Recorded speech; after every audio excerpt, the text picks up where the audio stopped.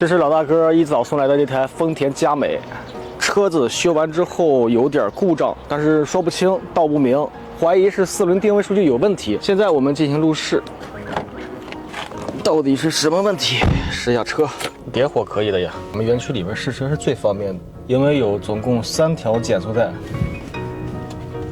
现在我们把车开上省心路进行路试，方向盘摆正，车子从最左边跑到了最右边。太离谱了，这个车怪不得大哥接受不了。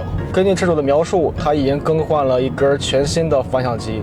方向机换完之后，这台车他说方向有问题，得往左打方向盘来修正方向。咱不管方向机是原厂还是副厂，他这个4轮定位肯定是没整明白。通过不到一个交通岗的一个路试，就已经发现这台车的问题了。首先，它是4轮定位肯定是有问题的。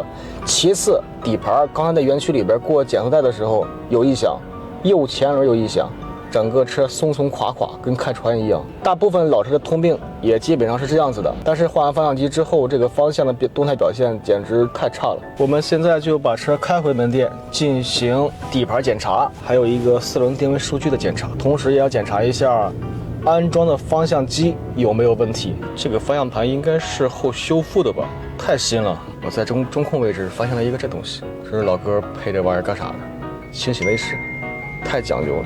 从开始上这台车到目前为止，开了有10几分钟了啊！车的内饰没有任何异味，非常的干净。这种车就是对车的态度。完了，兄弟们，没有工位，得等一会儿。这台3系在换大灯，这台 1T5T 的调避震器，这谁的车？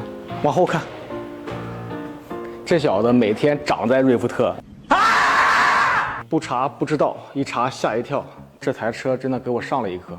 来，跟着我们镜头，大家可以看到，清晰的看到这颗悬直也是犄角胶，它的问题点，这颗螺丝，这是没拧忘了，应该是它处于悬空状态，根本就没有到头。这颗螺丝，这颗犄角胶总共是3颗螺丝，我刚才拧下来是第1颗，另外这2个眼里边，这个眼有1颗，后边这眼也有1颗，但是它没有，是空的。没有螺丝固定的犄角胶，加上这一颗是半悬空状态，它上下颠簸的时候有这种共振点是非常正常的。但是这个东西非常可怕，属于致命点。这个问题同时也告诫我们，施工一定要严谨。如果不严谨的话，一旦出现这种故障，如果是跑高速，非常危险。那么第2个问题，往这边看，这是前轮下支臂后衬套，这是左前轮胶套已经严重开裂，4轮数据不稳，做完锁不住数据，肯定有关系。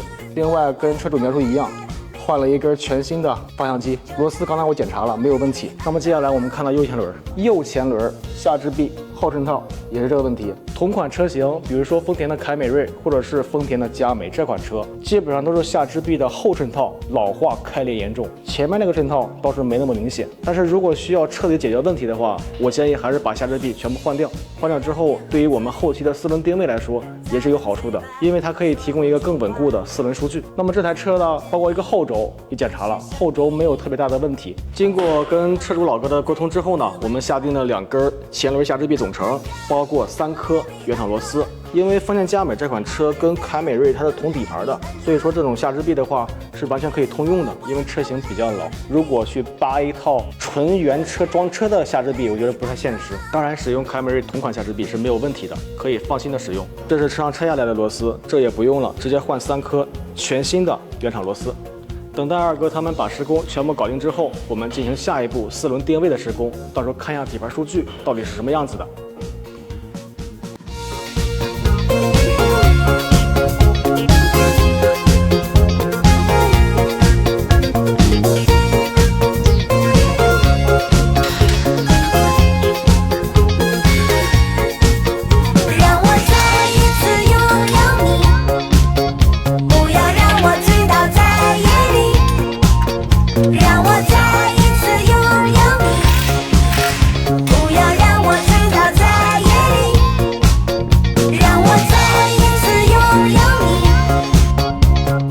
注销好了吗？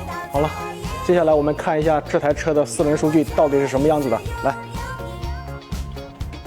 果然跟我们路试的结果是完全对应的。首先，它后轴的数据，大家可以看到左后轮跟右后轮的前速角2.3、1.6，推力角是3分，后轴还存在一个左右外倾角的公差，但是这台车的后轴外倾角是没有办法调整的。如果非要调的话，就得换可调臂来实现倾角的变化。这都不重要，看前轮，左前轮前速4.7毫米，右前轮0.4毫米。那么这个数据就可以对应我们路试的一个反馈，那就是从左直接赶到了右。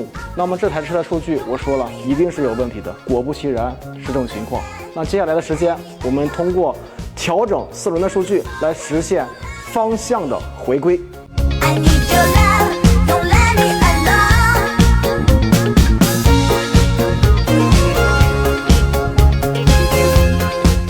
瑞福特的4轮定位呢，是基于原厂的基础做数据优化，在可调的数据范围内找到一个最佳，来满足车主的用车需求，而不是大力出奇迹。如果存在数据公差偏大的情况下，我们会征求车主的意见，进行零部件的更换。总而言之，不破坏，不产生2次伤害。